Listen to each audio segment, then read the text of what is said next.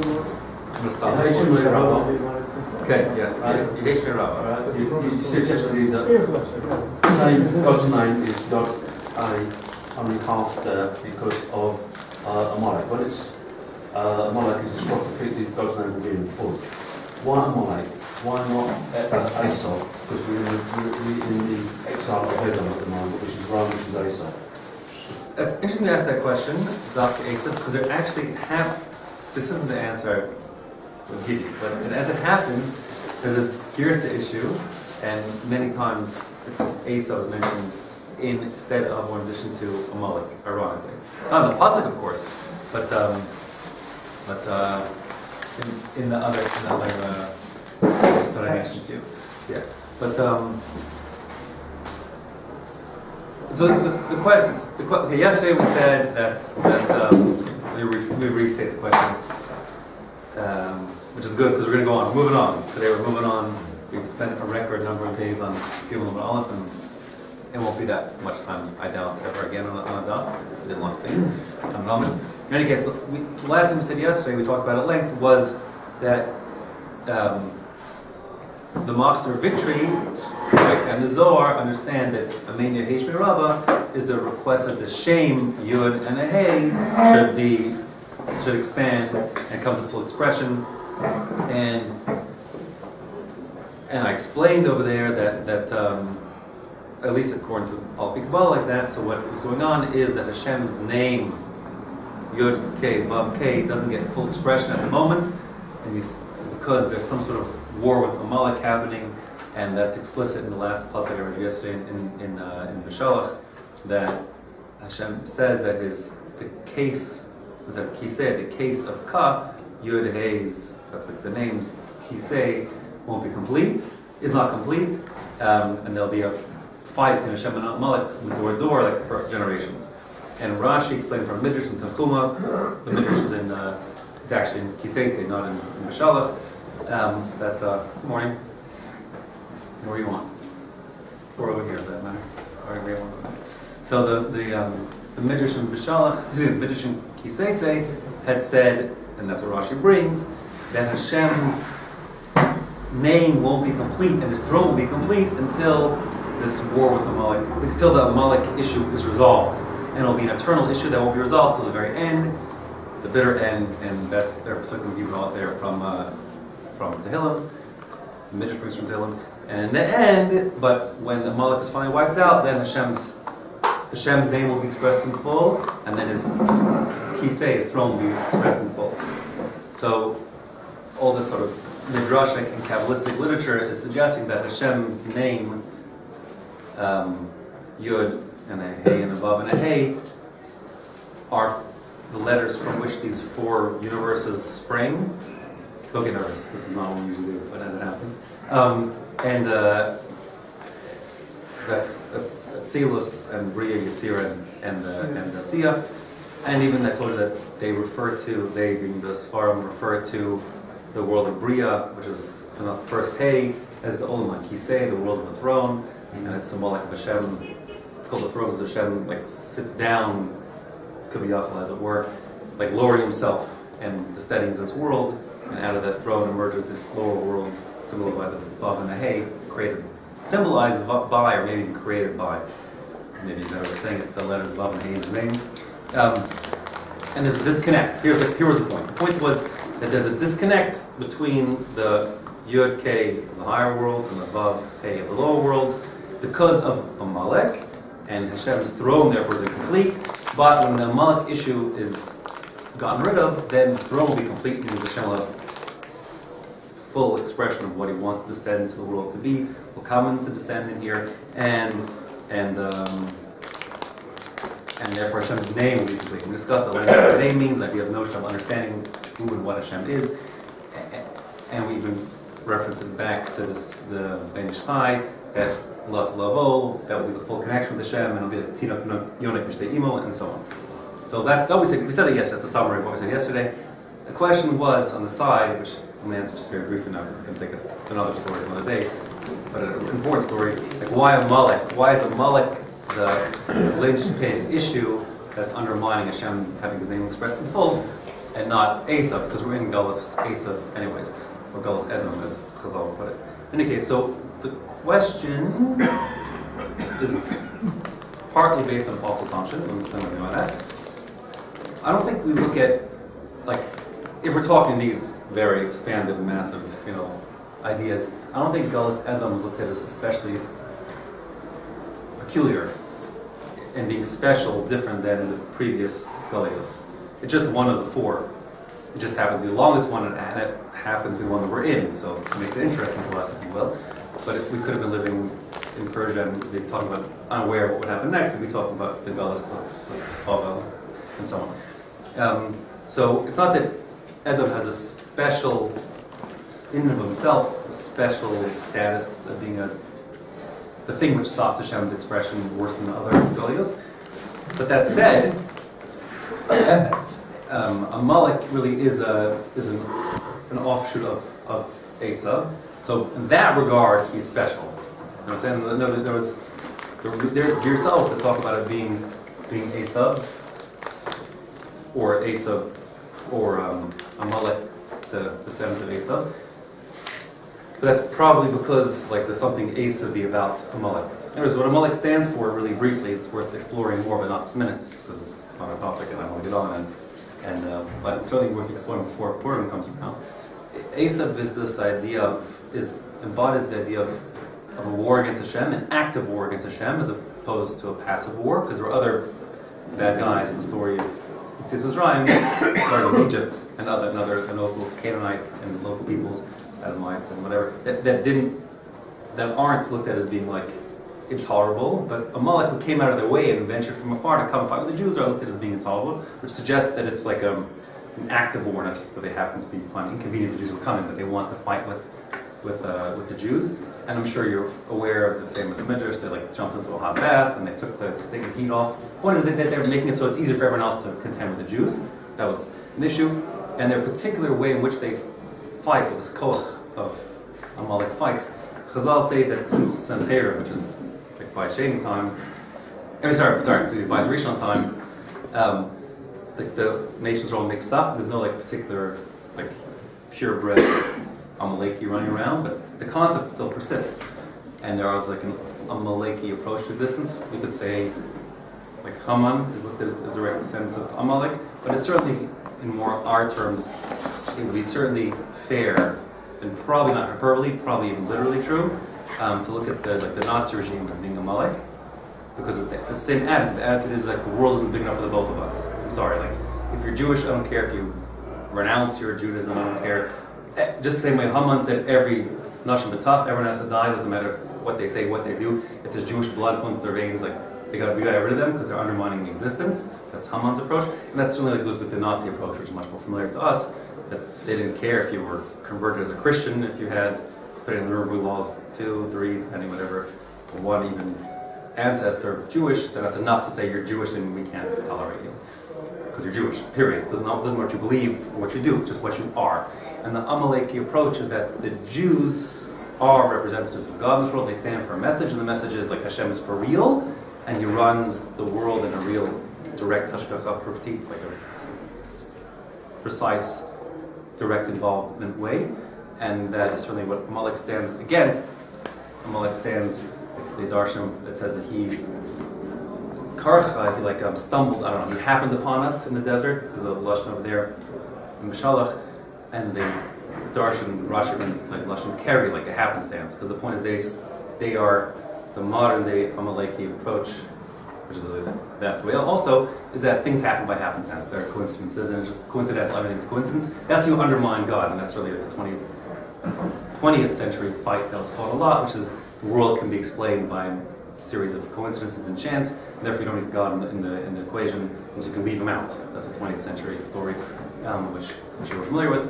And that, when people submit that thought, so now answering your question directly, if people say, Hashem is, you can see Hashem isn't for real because we don't need Him for our explanations, things happen by coincidences, and you never know, coincidences, it always could be just a coincidence, hey, you never know, and I'll show you that the Jews aren't special, whatever version of the story it is that Amalek stands for, all those things. So then people don't take Hashem seriously anymore. And if people take Hashem seriously, that's exactly my definition of Kiddush Hashem, which what the Jews are here to do, is to make Hashem take people is for people, Jews, to make people, the world, take Hashem seriously. People aren't taking Hashem seriously because of the Amaleki force. It like undermines, that's a living kill of Hashem. And so there's these two competing forces in the world. There's this force of Kiddush Hashem, let's take Hashem seriously, and the force of Amalek, which is don't take Hashem seriously. And those can't live hand in hand. Therefore Hashem is waging a war in Eva, like a enmity that lasts eternally, door to door, that like all those who stand against taking Hashem seriously, he must get rid of, and until that they're gotten rid of, so like Hashem can't express himself fully because people are always walking around with doubts and who knows and maybe not. And that means that Hashem is taken very seriously, and that Hashem Echad Shmocha, vision of Lassi level, is that everyone will take Hashem seriously and recognize what Hashem is, what he really is. So that's this counterforce. So in like the Jewish worldview, there's like the Jewish drive, the Jewish mission is to be Makadosh Shem Shemaim, to make people take Hashem seriously, if you will, by living a certain way. And there's this counterforce symbolized by Amalek, just say what they, so to speak, or embodied by Amalek, the same way Jews symbolize and embody this Kiddush Hashem notion, this other competing force, Amaleki force, which is the Chil Hashem agenda that's driven the world to make people take Hashem not seriously, and until that is got rid of and resolved, so then Hashem can't rule properly, the sand properly, that's like Kisei being Shalom, his name can't be Shalom because people will take him seriously as they should, etc. That's the gist of it. Yeah. Just if I could add a little bit, it's just in short, and I don't want to go too long, but the whole thing of Amalek, where he was conceived, it's like the destruction of the family, and therefore not him and not Esau. Okay. Plus the council of Amalek is Sophic. Yes, Sophic, that's it, and uncertainty. Anyway, yeah, so that's the story in a nutshell. Okay, good. Anyways, we can. Is that weird? No. Good. So I want. Good. Any other questions before I want to move on? But I can take other questions on this. This is a heavy thing, and this is. I think we said good, worthwhile things, and hope things were clear. I do hope that. But it's certainly this is not a like we can speak about these things for days and weeks on end because they're interesting. And there's lots to say, but they're maybe beyond the scope of a single Tosfos, one line that says, oh, you see from the word Gadol instead of Rava that Machzor is wrong. Off that story, I ended up speaking for an hour yesterday, so 1 hour is enough hours. Okay, the same. Very good. So now, Bez Hashem, we move on. I'm actually going to start the tape now. We can have it on that recording. Okay, so now we're starting in earnest at the bottom of Daf Gimel and Aleph. At the very end, we're 2 lines from the bottom, line 49. So we had said in the Brisa that we've discussed in the past 2 days that Eliyahu Navi met up with Rabbi Yossi as he entered the Churva, and he said, Rabbi Yossi, you should have never gone into that Churva, so let's take this literally now. He went to a place he shouldn't have been to pray, and after that encounter, Rabbi Yossi said, I learned 3 things from this encounter. One of them was they shouldn't pray inside a Churva. So now we will pick up the topic of, well, why not? So here are 2 lines from the bottom, Gimel Amud Aleph, line 49. So it's a Tanur Rabbanan, the rabbis taught. That's Tanur Rabbanan is the key word for a brisa coming our way here. So it says, Mipnei shlosha devarim ein nichnasim lechorva. There are 3 reasons why you shouldn't go into a chorva. Number 1, mipnei achshad, because people will suspect you of having invited a prostitute over there, and that's what you're up to. No good over there, so it looks mischievous. The notion of, I don't want to get into this topic at length now, but just realize the notion of privacy was a foreign concept in antiquity. I don't think there's even a word for it. Is there a word for privacy in Hebrew? What? Prati. Well, that's good. Oh yeah, that's like totally, that's a modern Hebrew. The notion of privacy didn't exist, and I mentioned it just the other day, talking about hearing the next door neighbors, babies nursing, and wife talking to their husband, perhaps. So anyways, the point is, like, where are you going to go if you wanted to find yourself a harlot? So like, where are you going to go? So you would, find some abandoned place. So the chashad is, why is this, what business does a person have going into a room where no one lives? Doesn't make sense. Must be, he's up to mischief in that ruin. And second of all, mipnei polis, because it's dangerous, it can fall. The thing can collapse on you, and that's just dangerous. And we have a rule that protecting your reputation is a mandate from Jewish values, that you have to look clean in the eyes of others.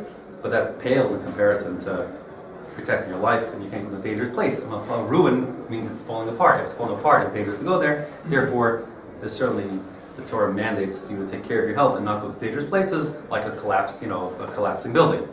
It says that typically that the harlot would go in deserted places, but if you think of Yehuda and Tomah, This is the second time, so I interrupt your shop. I'm sorry. We're not taking comments. This is the no comments. The no comments shear. Sorry.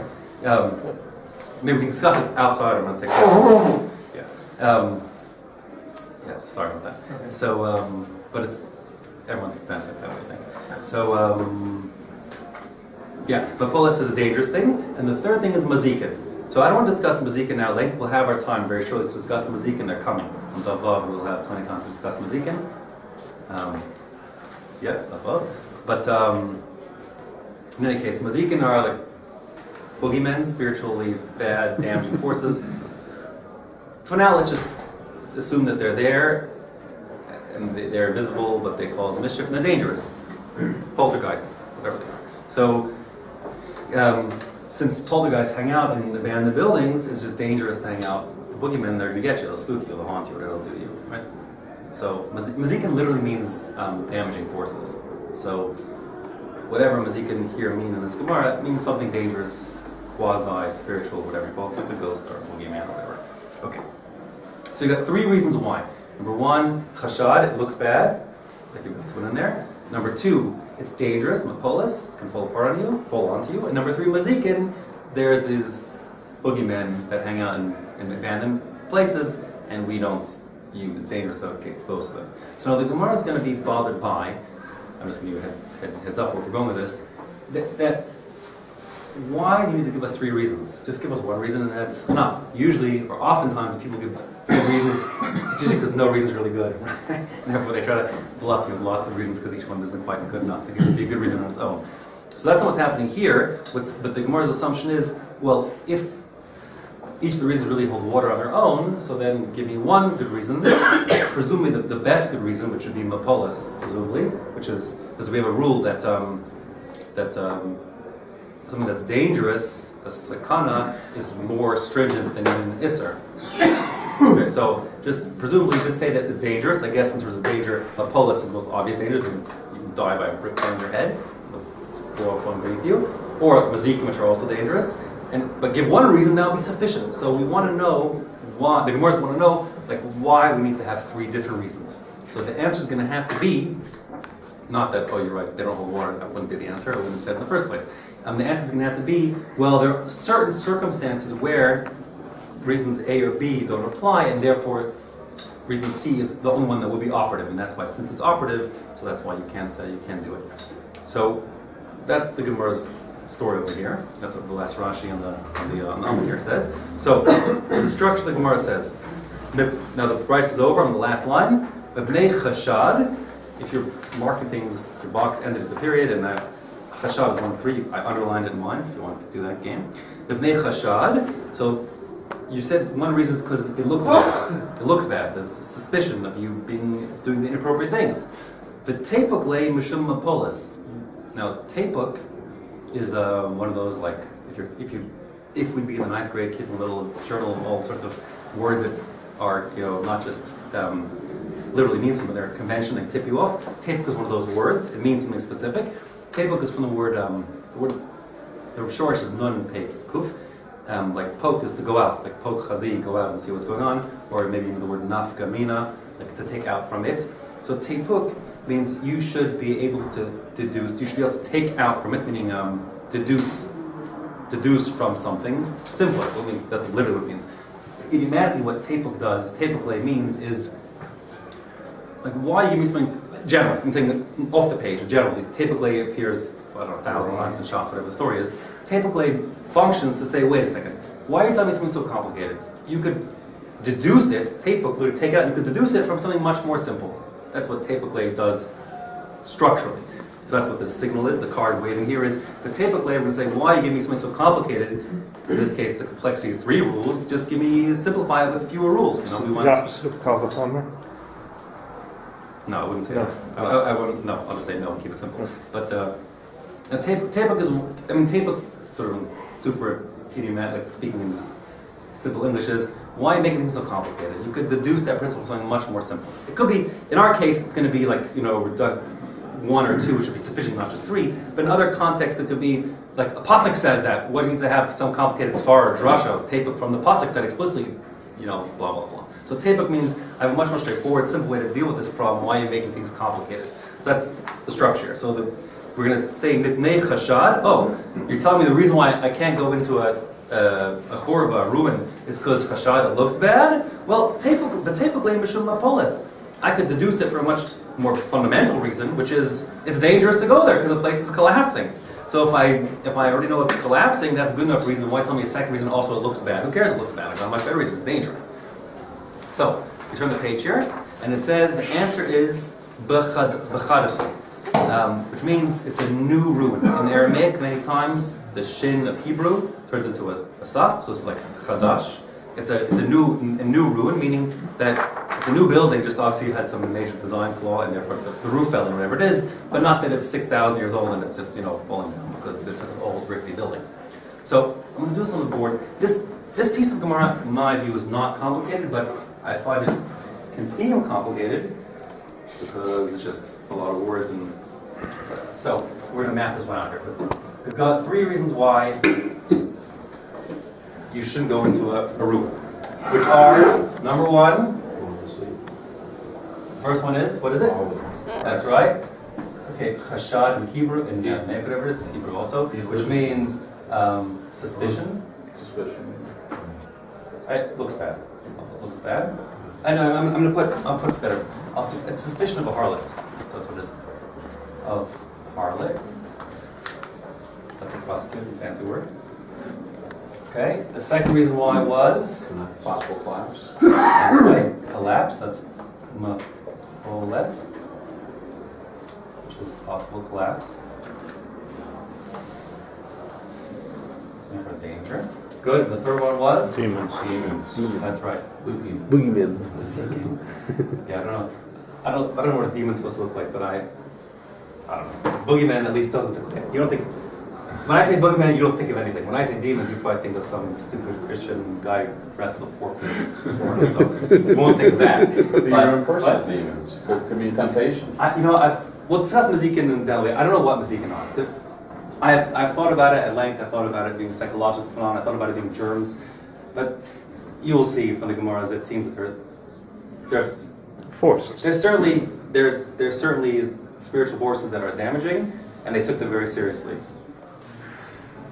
More than that, I cannot say. But you will see they took them very seriously. They consider them outside real things, and outside yourself. Outside yourself, outside real things. They consider real things like the Ramchal, for example, was like pretty late in the story. His 18th century and like relatively enlightened. He talks about them as that they're real things. They're real things. In the Chazal understanding, they're real things. Maybe they've been banished, meanwhile not around anymore, or whatever it is. I don't know how to. This is a side point, but an important side point I should make in general. For some reason, one of the axioms of modern science, and we are all influenced by modern science, modern scientific thinking, is that the way the world is now is the way it always was.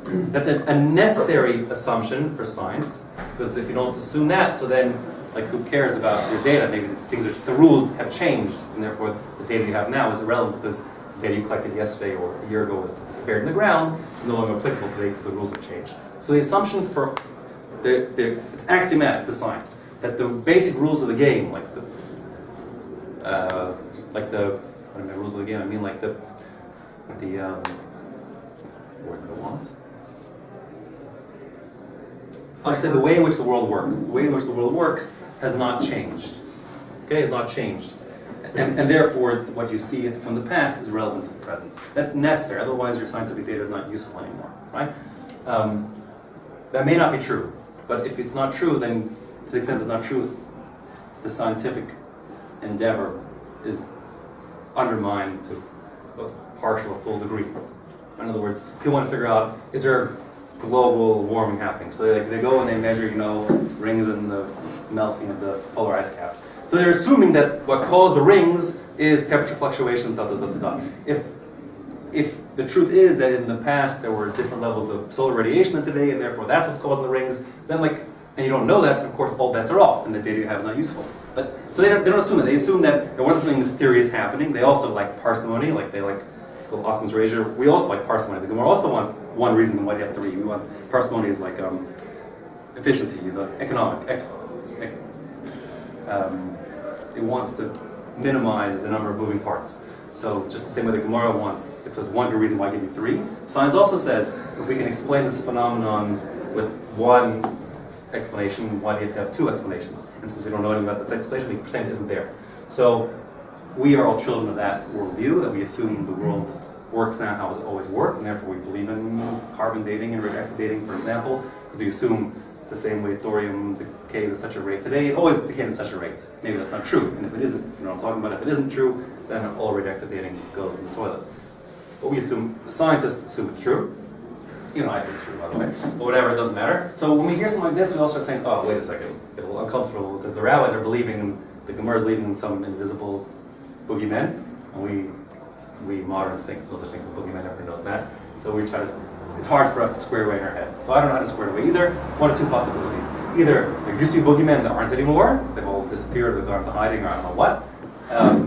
Or that's, I think, the most useful, straightforward way to think about it. If your head can't get around it for some reason, which there's no good reason why it should be able to get around it. Why shouldn't it be true? Mazikin shouldn't have left footprints that you can find now, necessarily. I don't know if the Gemara knows about footprints of Mazikin. They take it seriously. The Gemara will say later on, you want to see Mazikin? Yeah, sprinkle some stuff around your bed and you'll see footprints in the morning. So they take it very seriously. And I guess it worked, as the Gemara will say. It says, think of David Barabaya, he tried this trick and he saw it, and they got him. We'll see the story in the Gemara. So they take it very seriously, and literally they seem to interact with Mazikin in a very direct way. So let's just take it at face value, that there were boogeymen back then, and maybe they even are today, I don't know, but I don't know. In any case, Mazikin, they're dangerous spiritual forces. Dangerous.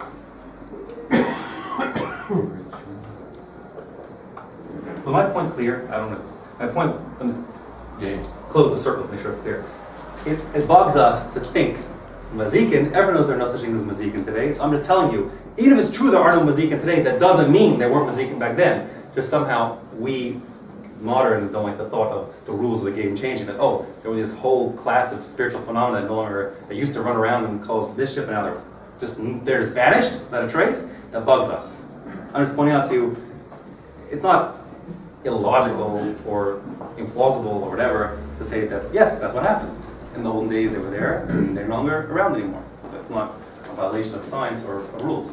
Any rules, just a violation of the axiom upon which science rests, which is, no, there were no, what we see today is how it always was. Otherwise, all the data you have is maybe Mazikin did it. You have all this data you have from documents 500 years ago, or stuff we find on the ground. Maybe that was Mazikin's doing. Maybe it was. Who knows? What we see today is how it was. There are Mazikin. Well, I don't know if we see Mazikin today. That's the thing, right? It's a different class. Introduction to Kabbalah. Yeah, I don't know. Mazikin is some sort of quasi intermediate being that somehow straddles between this physical world and the spiritual world. That's beyond. Maybe we'll discuss it and above. But in any case, I'm just saying, Mazikin, they're taking them very seriously. That you go into a ruin, these boogeymen are there, and they can cause you all sorts of mischief.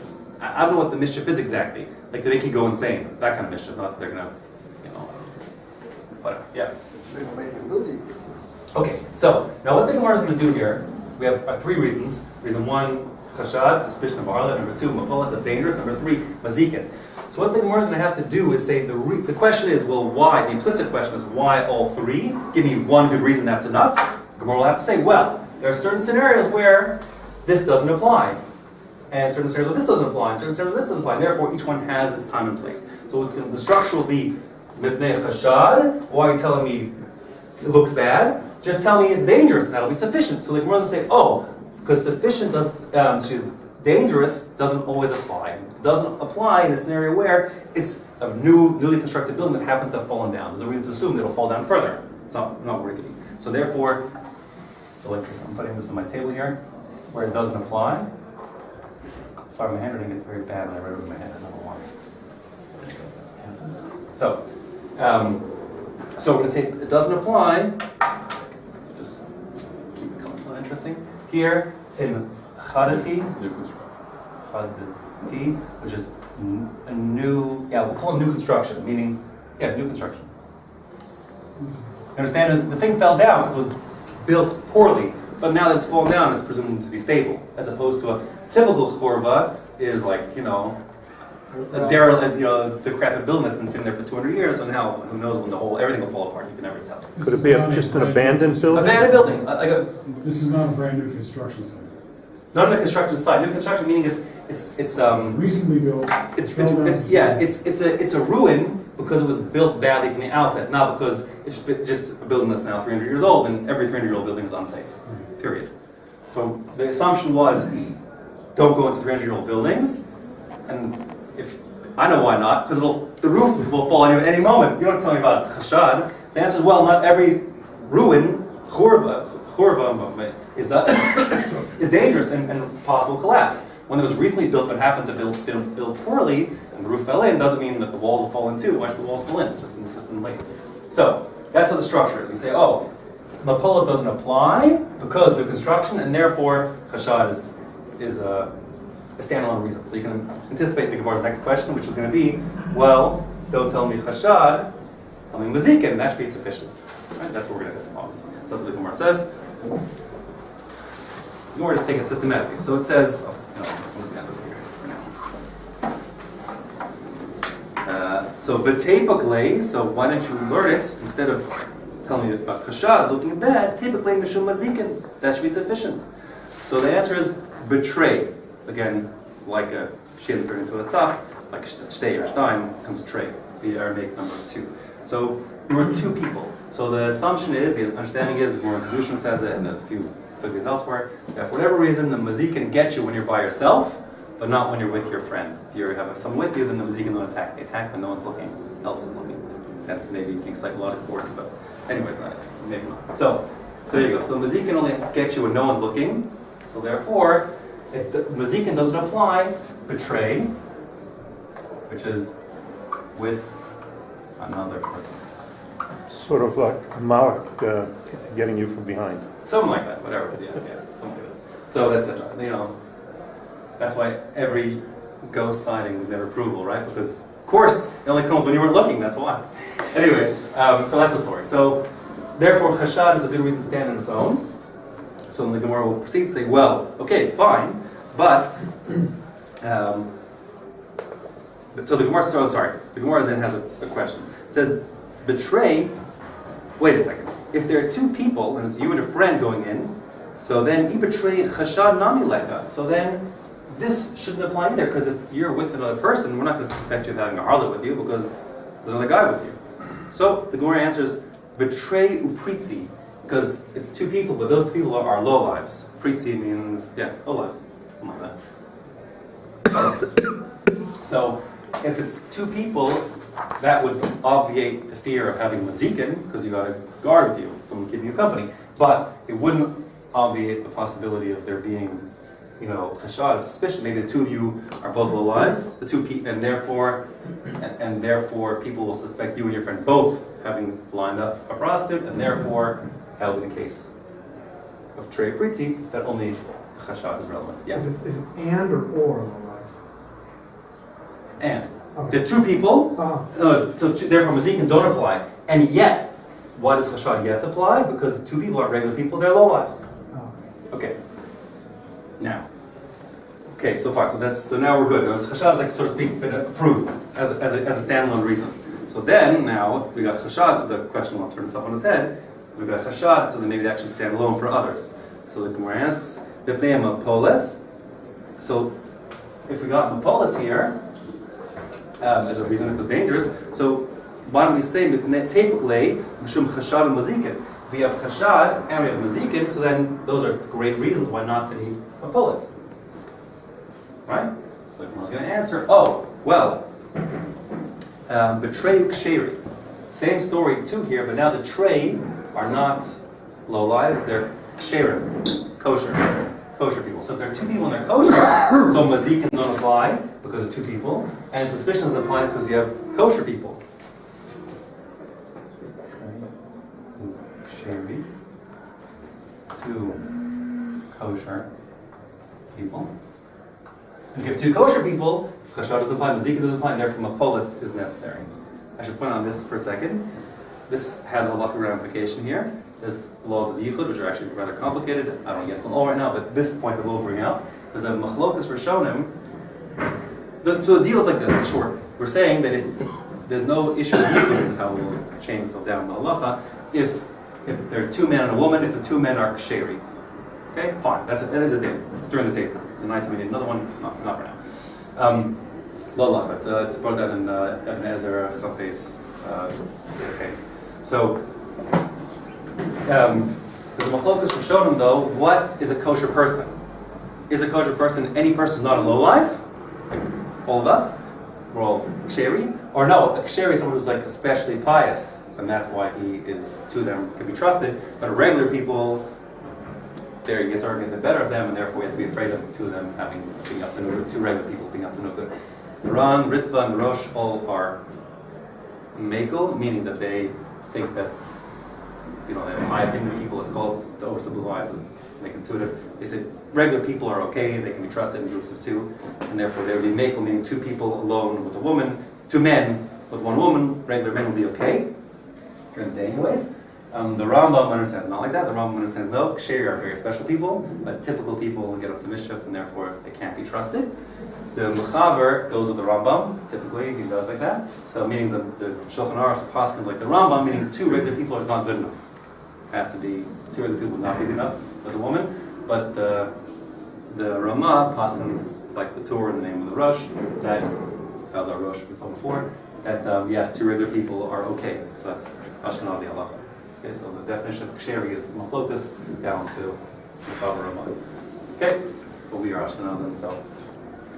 Everyone's here in Ashkenazi? I'm still suspicious of one person. But anyway, okay. So, in any case, be that as it may, that's ksheri. Okay, fine. Right. So, now, the Gemara says, back inside here, we haven't yet resolved it. We said chashad is necessary, we said mapol is necessary, but what's with the mazikin? So, mibnei mazikin, who needs that? The typically mibnei chashad and mapoletz, these two reasons together would be plenty of reasons enough to not need to have a mazikin rule. So we say, b'chur v'chadati, it's a newly collapsed, like new construction, so therefore Paul is not relevant. And u'betrei ksheri, and you have two people who are kosher, so chashad is not relevant. All you left with is mazikin. So the Gemara is going to ask, what you're going to ask, if you write it out, it becomes obvious. Hey, wait a second. If you're telling me there's two kosher people and chashad is irrelevant, so then of course mazikin is irrelevant, right? U'betrei mazikin nami leka, there'll be no boogeyman either. So the answer, the Gemara's first answer is Bimkoman Chayshinan, which means in their place we are Choshesh from Mazikin, which means something like a haunted house. I don't know, it was a place that everyone knows this is infested with Mazikin. They rule the roost over there, so then having a guard doesn't help you. So in a churva that's a haunted churva, that everyone knows that's the haunted churva. So then even if you have some with you, it's still dangerous. Of course, we'll bring this Gemara's like that up here. I think Mem Gimel and Brachos and some place like that. So the answer going to be is mazikin could be necessary as a reason not to go into churva, even if you have two people and they're kosher people, because if you go into a ruin that is renowned for having mazikin, then the guard doesn't help you with being kosher or otherwise. Two people doesn't help. Good. Vibo es ema. Alternatively, if you think, come on, haunted houses, so then I'll give you another explanation. La'olam b'chad. So there's only one person here, so uvechur v'chadati. So we've now got a new construction, Mapol is not relevant. Chashad would otherwise be a concern because it's one person. However, dekoy b'debara, like the word like midbar, it's the ruin we're talking about is in the middle of nowhere. And since it's in the middle of nowhere, the hasa mishum chashad leka, there's no reason of chashad, because people don't have cell phones back then, they're not going to be able to arrange some woman to be in the Sahara Desert in the middle of nowhere. It's not shchicha, it's like not reasonable. If you happen to be walking in the middle of nowhere with other people, a million miles from civilization, and you go in there to the ruin, no one would think, oh, he must have arranged 6 months ago that some woman should meet him in the middle of nowhere. Not believable. And therefore, there's no chashad issue, there's no mapolis issue, because it's a newly constructed ruin. All you're left with is a mazikin in the middle of nowhere. And since you're one person, no protection. So, isha bedabra lo shchicha, mishum mazikin ikka, but there is a concern of mazikin because it's a ruin. Good. That's so that wasn't so bad. So when does it apply? When it does, what do you mean? When Each one applies their own. Each one applies their own. Any or all of them can apply. Your typical ruin, they all apply. They all apply. Typical ruin, you shouldn't go into. No, chashad is when it's new. So that No. So let me be mistaken. I'll summarize up. So in normal circumstances, if you say, "Hey, can I go into this ruin?" The answer is no, you can't. For 3 good reasons. First of all, it looks bad. Second of all, it could fall on you. Third of all, they're boogeymen potentially. So then the Gemara asks, I'm just recapping. The Gemara says, well, any of those reasons are good enough. Just say one, perhaps the best one that's dangerous. So then it systematically said, well, there are scenarios we just walk through where the other ones, the other 2 reasons don't apply, and therefore you're only left with that third reason as the good reason not to go. So it's not usual, but sometimes you could be going with 2 kosher people, and therefore there's no chashad, no mazikin, it could fall on you. Sometimes it's new construction, and therefore you have to be afraid of mazikin or chashad. If you're with another person, then you're only left with the not kosher chashad, and so on. So we walk through how sometimes, for example, one example of each, there's a chashad issue, which is you have to be afraid of suspicious things because it's 2 not kosher people going in, therefore it's for new construction and 2 not kosher people, there's no mazikin, because there are 2 of them, there's no polis, because new construction, and yet chashad applies, but polis could be irrelevant where it's a new construction, and even if you have other people with you, kosher people, they obviate the possibility of chashad and mazikin, yet polis still applies because it's dangerous, it'll fall on your head, and sometimes mazikin is a relevant issue because, and the other one's not, because either a possibility A is we're talking about a haunted house, and therefore 2 people don't help you, and newly collapsed haunted house, a newly constructed collapsed haunted house. Alternatively, in the middle of nowhere, there's no reason to fear you've arranged a prostitute, and it's a new construction, yet the mazikin remains an issue. So that's one.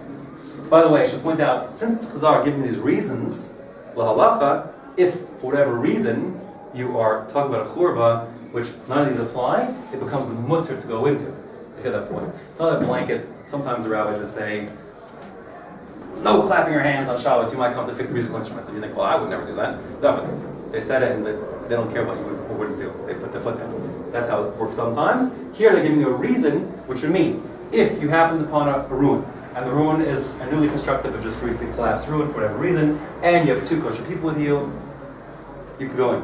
Not a problem. And you can go in. You can pray there, not a problem. Because the reasons are reasons, the reasons don't apply, so it becomes mutter. You wouldn't think that Rabbi Yossi would have known all this? Why would he go in? So that the way I explained it back then, like preempting the sugya, I kept on saying Rabbi Yossi thought he knew it was dangerous and blah blah blah, but he thought the schus of praying would protect him. He didn't want to have not having kavanah in the street. He thought I'd rather have more kavanah in the shul, in the ruin I should say. And okay, bad things can happen to me. Well, I'll take my chances because I assume that this schus will protect me. And Eliyahu Navi said, no, it's not good enough. Okay. So the 2 lists you've made there, the one in blue is for high moral people, but list 1 is that the low moral people couldn't care less. So list 1 applies to a low moral person, and line 2, the blue one, applies to a high moral person. Well, okay, I'm not exactly sure I understand your question, but let me answer what I think you may be asking. If you're not asking, I'm going to answer it anyways. This is a good point to bring up. There's 2 points there.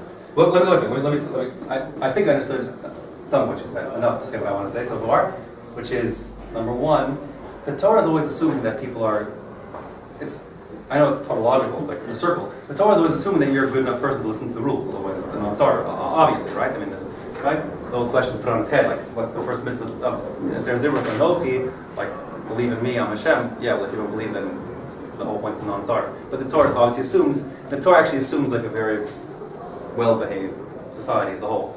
And people want to comply to the rules. That was your point. And yes, the Torah always assumes that. Good. Does that answer your question? Otherwise, these are 3 separate reasons why they don't apply. Chashad doesn't apply in this scenario, Chol doesn't apply in this scenario, Mazik doesn't apply in this scenario. You understand? So they're not always operative. Good? Maybe you would think, yeah? You're talking about, the Gemara mentions a low moral person and a kosher person.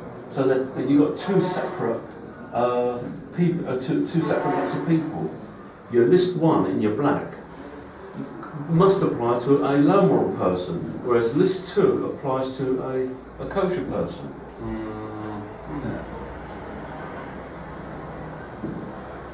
Let me tell you what this list is. Do you get the emails, by the way? You're on the email list? I'm going to tell you what the list is, and I'm going to send you, if you can't see it, you're poorly lined up to see the list. Let me just say what this chart is meant to be, and you'll get the picture, and then hopefully... So let me set the chart. I understand your question, but I think the problem is you don't understand the chart. So let me say what the chart's meant to do, and then you'll think about it and see.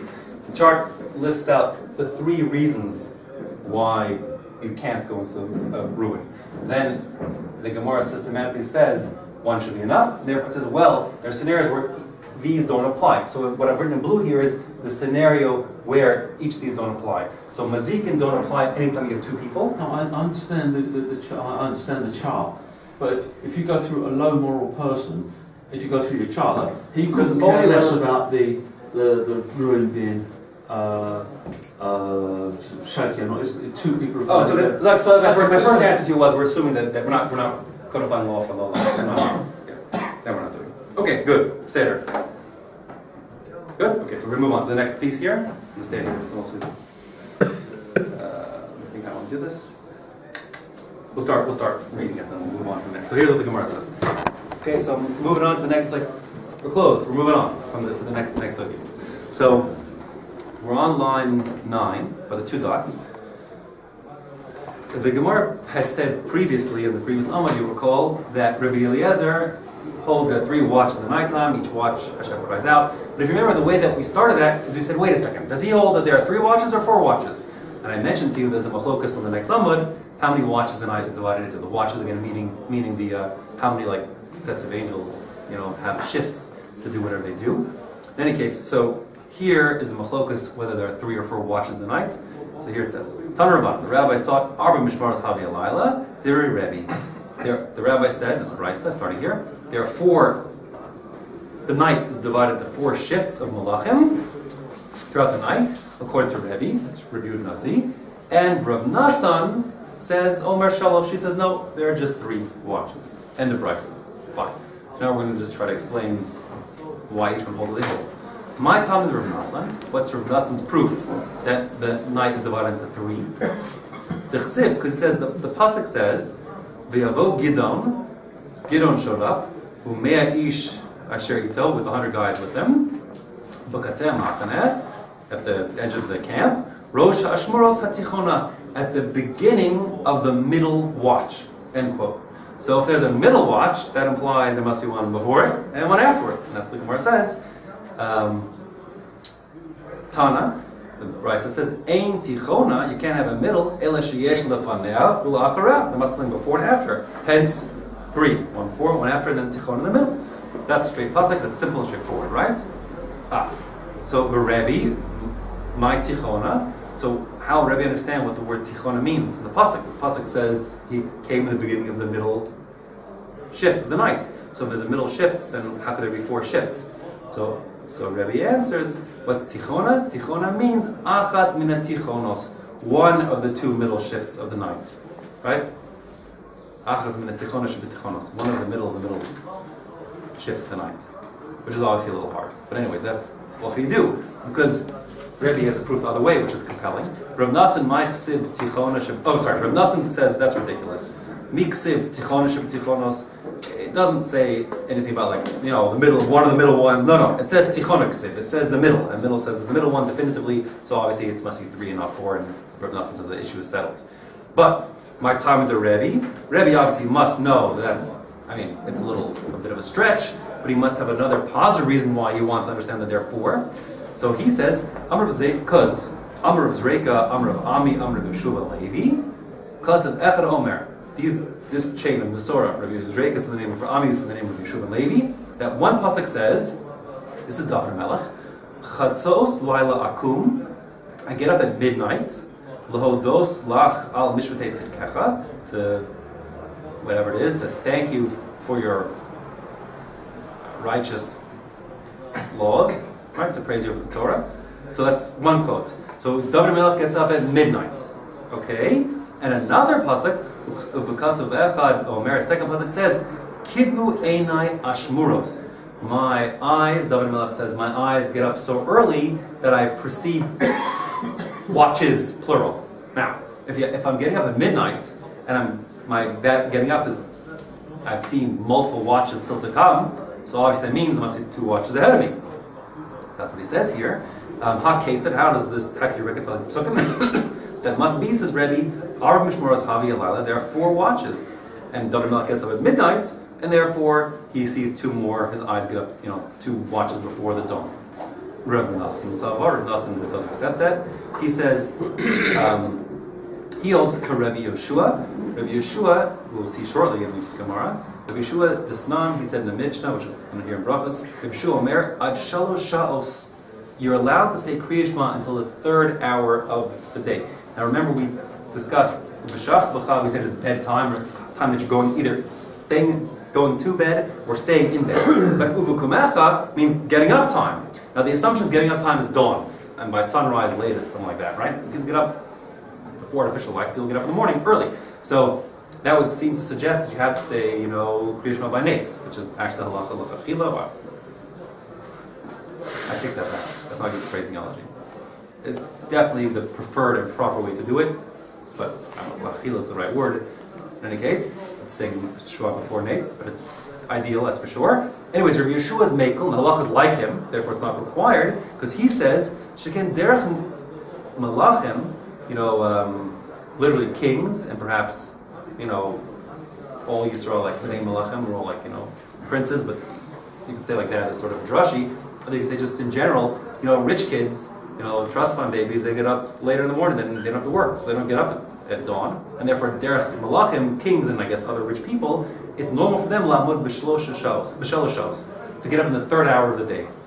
So they're sort of getting up, like in that 3rd hour, and that's why you're allowed to say Kriya Shema until the 3rd hour, because some people in society get up then. It's not abnormal to get up then. The rich aristocracy, the rich people get up late. So that is a Rabbi Yeshua paskins that would suggest that people get up and kings get up until the 3rd hour.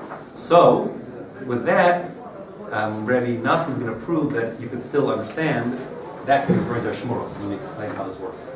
It's not complicated, but I'm going to have to show you how it works in a second. Here we go. Here's our clock. And again, we're going from, if you recall, from 6 to 6. So here will be Rebbe, will be in orange. So Rebbe holds how many Ashmuros are there in the night? Rebbe holds there are 4.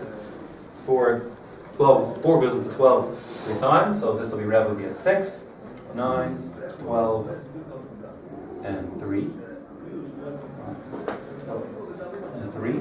And according to Rebbe, he says David Melech gets up at Chatzos and he proceeds by 1, 2 Ashmuros. That's plus minus is multiple Ashmuros. Rav Nassan said that there are 3. So he's going to have it at 3 goes to 12 4 times. So it'll be 10, 2. Let me get it. They'll all have 6, right? Yep. So the question is, if David Melech is getting up at midnight, how is he proceeding by 2 watches? He's already in the middle of the 2nd watch. There's only 1 watch to go. So what does David Melech mean when he says I get up before Ashmuros, plural, watches ahead of the game? So this is where the Raya is coming. It says like this. Look, David Melech gets up over here. When do regular kings get up? 2 hours in the 3rd hour. So we'll put it over here, right between 8 and 9 o'clock. This is when I'll put regular kings get up. Okay? In this window over here.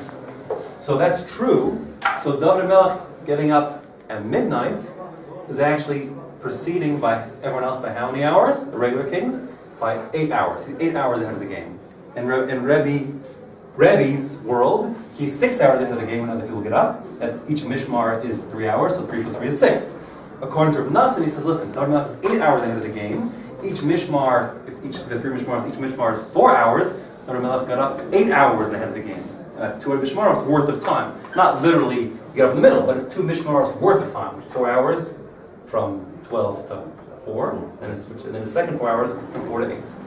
That's going to be the rhyme here. Is that clear? Before we get multiple words. Right. So that's his understanding of Shmuros. I got up multiple Mashmuros early, meaning 2 times 4 hours, or 8 hours ahead of regular kings. So let's look back inside again. I didn't say it yet, I just wanted to write it out first.